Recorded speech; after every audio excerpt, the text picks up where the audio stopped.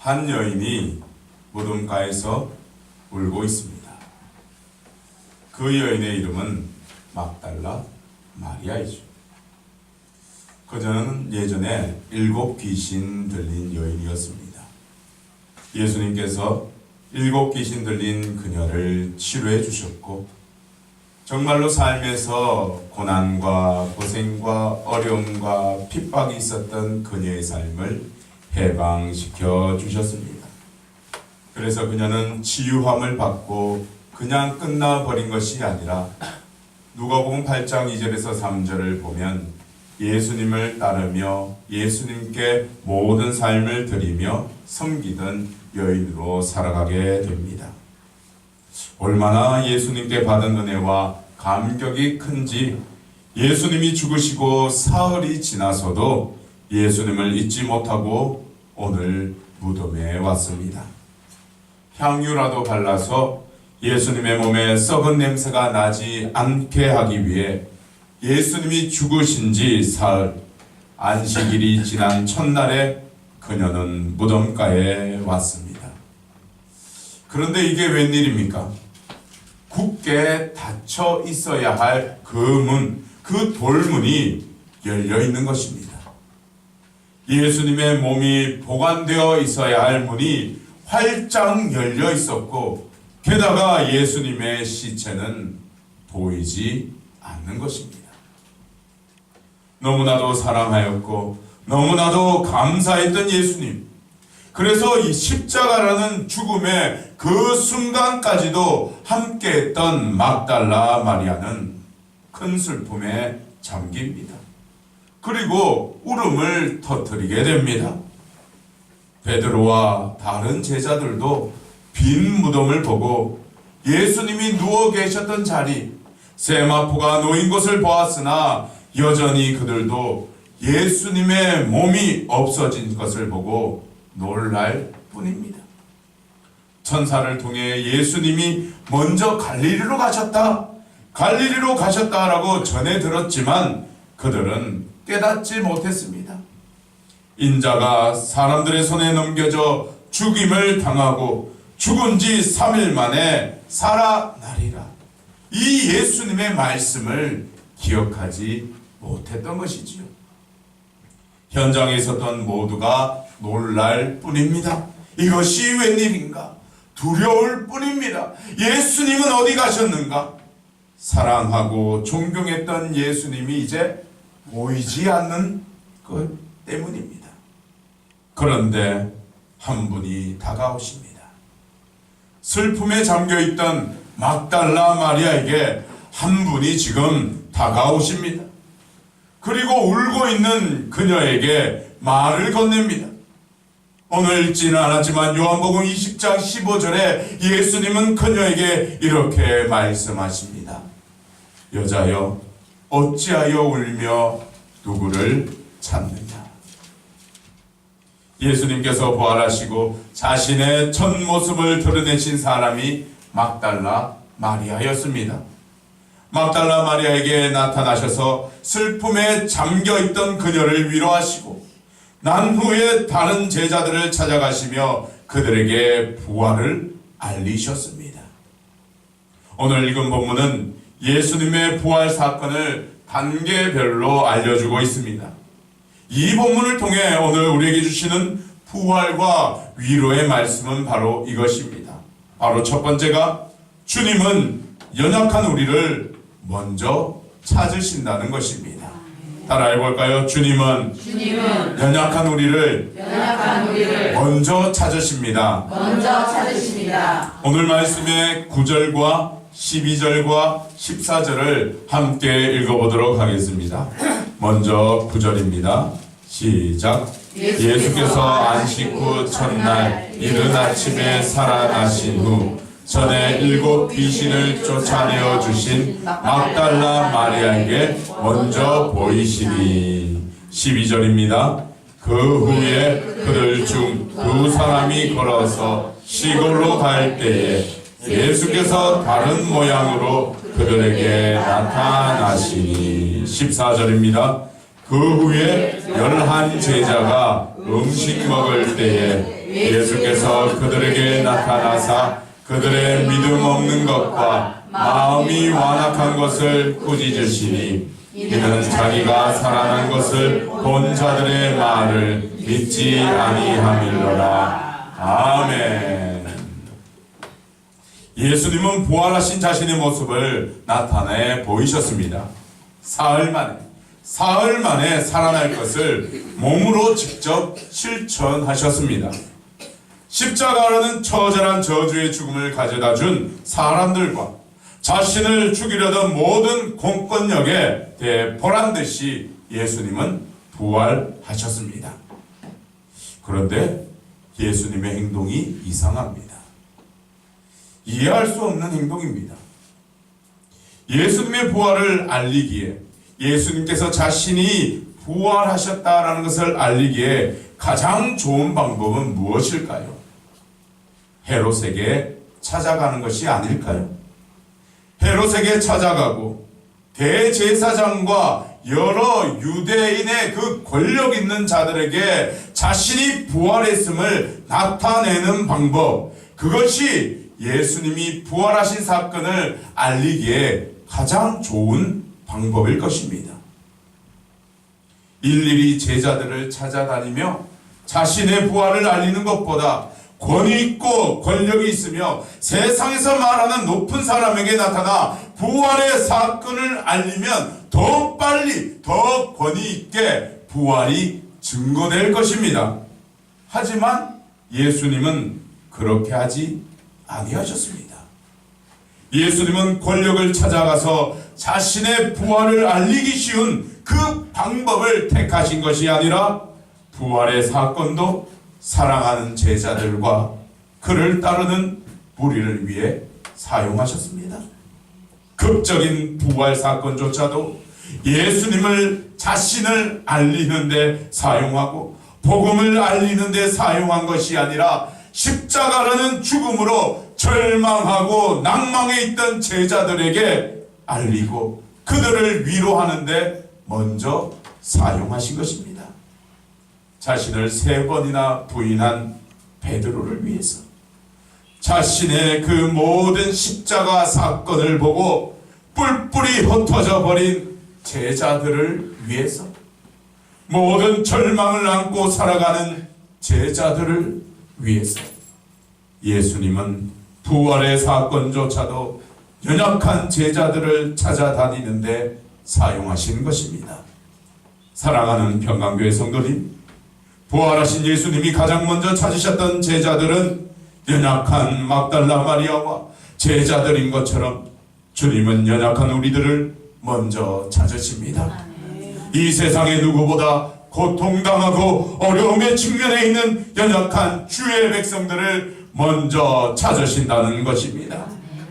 예수님의 목적은 복음의 전파와 자신을 알리는 데 있지 아니하셨습니다. 부활의 사건조차도 연약한 제자들을 위해 사용하셨듯이 오늘 이 자리에 있는 우리에게도 부활의 사건이 역사하는 줄로 믿습니다. 자신이 연약해서 예수님이 없이는 살 수 없다라는 고백이 일어나는 우리에게 주님은 친히 찾아와 그의 은혜로 위로해 주시고 채워 주시는 것입니다. 우리는 연약함을 고백하면 되는 것입니다. 우리는 주님만을 구하면 되는 것입니다. 우리는 이미 주님은 부활하셔서 우리와 함께 하고 계시다는 것을 알기 때문에 우리는 주님을 누리고 살아가면 되는 것입니다. 부활하신 주님과 함께 주님은 먼저 연약한 우리를 찾으신다는 것을 알고 누리는 모두가 되기를 소망합니다. 두 번째입니다. 주님은 부활을 믿고 나아가기를 원하고 계십니다. 오늘 말씀의 14절에 이렇게 말씀하고 계시지요. 그 후에 11제자가 음식 먹을 때에 예수께서 그들에게 나타나사 그들의 믿음 없는 것과 마음이 완악한 것을 꾸짖으시니 이는 자기가 살아난 것을 본 자들의 말을 믿지 아니함일러라. 예수님은 연약한 제자들에게 나타나셨지만 반응은 그리 좋지 못했습니다. 예수님이 죽으셨고 다시 살아나셔서 자신들의 눈앞에 나타나셨다면 주님을 얼싸안고 눈물 흘리며 감격하는 것이 드라마틱한 장면입니다. 그래야 되는데, 그래야 되는 것이 우리의 생각이지요. 하지만 제자들은 몰라봅니다. 제자들은 예수님이 부활하셨다는 사실을 듣고도 믿지 아니하게 됩니다. 막달라 마리아가 말해도 믿지 않았고, 엠마오로 가는 두 제자가 부활의 주님을 증거하여도 믿지 아니하였고, 11 제자에게 나타나셔서도 그들이 믿지 않음을 보고 책망하십니다. 우리는 이 사실을 보면서 깨달아야 합니다. 어쩌면 나도 부활하신 예수님을 믿지 아니하는 것은 아닌가? 부활의 증거를 듣고도 믿지 않는 삶을 사는 것은 아닌가? 제자들도 예수님을 믿고 따르던 사람이었습니다. 우리도 예수님을 믿고 따르는 사람입니다. 제자들도 예수님을 믿었지만 부활을 깨닫지 못하고 믿지 못한 것처럼 우리도 예수님을 믿는다고 하지만 부활의 예수님을 알지도 깨닫지도 못하게 살아가는 것은 아닌가 돌아보아야 합니다. 예수님은 부활하셨습니다. 아멘. 모든 사망 권세를 이기시고 부활하셨습니다. 아멘. 이것을 믿으시고 나아가시기를 소망합니다. 아멘. 사망 권세를 이기시고 부활의 영광으로 나타나신 주님과 함께 우리도 부활을 믿고 예수님의 영광을 나타내는 부활의 삶을 살기를 소망합니다. 아멘. 그리고 세 번째입니다. 주님은 오늘 말씀을 통해 우리에게 들려주십니다. 온 천하에 복음을 전파하라. 15절의 말씀을 함께 읽어보겠습니다. 시작. 또 이르시되 너희는 온 천하에 다니며 만민에게 복음을 전파하라. 아멘. 부활을 보여주시고 깨닫게 하신 주님은 제자들에게 이렇게 말씀하셨습니다. 너희는 온 천하에 다니며 만민에게 복음을 전파하라. 부활을 경험한 신앙을 통해 복음을 증거해야 하는 것입니다. 복음은 십자가만이 아닙니다. 십자가에서 부활까지 이르는 복음이 증거되어야 합니다. 부활이 없는 십자가는 의미가 없는 것이지요.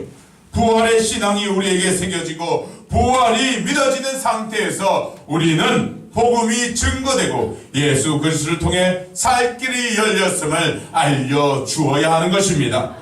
복음은 살 길이 열렸다라는 것입니다.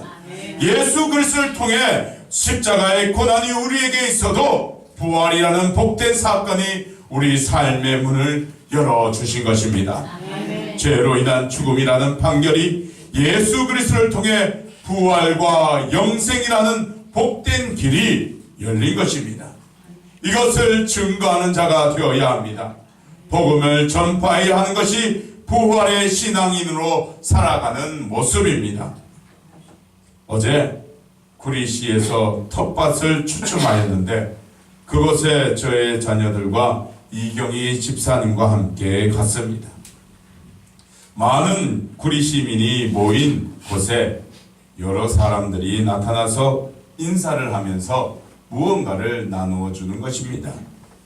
그분들이 누굴까요? 선거 운동하시는 분들입니다. 선거 운동하시는 분들이 자신을 알리면서 무언가를 계속 나누어 주면서 인사를 하는 것입니다. 이경희 집사님은 그분들을 보면서 이런 생각을 하셨고 그리고 저에게 말씀하셨습니다.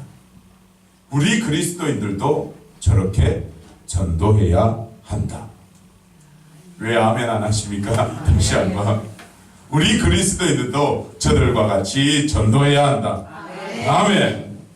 저들은 목숨 걸고 밥줄이 달려있기에 밥줄을 위해서 생명을 다해 저렇게 알리는데 우리 그리스도인들도 저런 정신을 본받으면서 복음을 증거해야 한다라고 말씀하셨습니다. 맞습니다. 우리는 부활의 소망을 안고 복음을 증거해야 합니다. 부활의 소망을 안고 복음을 증거해야 합니다. 사망의 음침한 골짜기에 살아가는 그들에게 생명이 열렸음을 우리의 목숨을 다하여 그들에게 증거해야 할 때입니다. 복음의 증거자가 되기를 예수 그리스도의 이름으로 소망합니다. 이제 말씀을 마칩니다. 우리 교회에 주시는 세 번째 슬로건이 있다라고 제가 이전에 말씀했습니다. 이제 말씀을 마치며 우리 교회에 주시는 세 번째 슬로건을 선포하고자 합니다. 그것은 바로 부활의 신앙으로입니다. 부활의 신앙으로. 부활의 신앙으로 말씀으로 행동하며 날마다 새로워지자. 부활의 신앙을 가지고 말씀대로 살아가며 날마다 우리의 속사람이 새로워지는 성화의 모습으로 살아가자는 것이 우리 교회의 슬로건입니다. 우리 교회에 주신 세 번째 슬로건 부활의 신앙으로이죠. 부활의 신앙은 약한 자들에게 먼저 찾아오신 예수님을 경험하고 따르는 신앙입니다. 그리고 부활의 신앙은 믿는 신앙입니다. 그리고 부활의 신앙은 복음을 전하며 약한 자들에게 나아가는 신앙입니다. 이제 우리는 2018년도의 부활절을 시작으로 새로운 슬로건을 받고 나아가게 됩니다. 이런 기쁜 날을 맞이하여 예수 그리스도의 이름으로 여러분들에게 축복하고자 합니다. 부활의 신앙으로 모든 삶에서 진동의 역사가 일어나기를 축복합니다. 부활의 신앙으로 모든 연약함에서 풀림이 있기를 축복합니다. 부활의 신앙으로 믿고 나아가 복음의 증거자가 되기를 예수 그리스도의 이름으로 축복합니다. 부활의 신앙으로 말씀으로 행동하며 날마다 새로워지기를 예수 그리스도의 이름으로 축원합니다. 아멘. 기도드리겠습니다.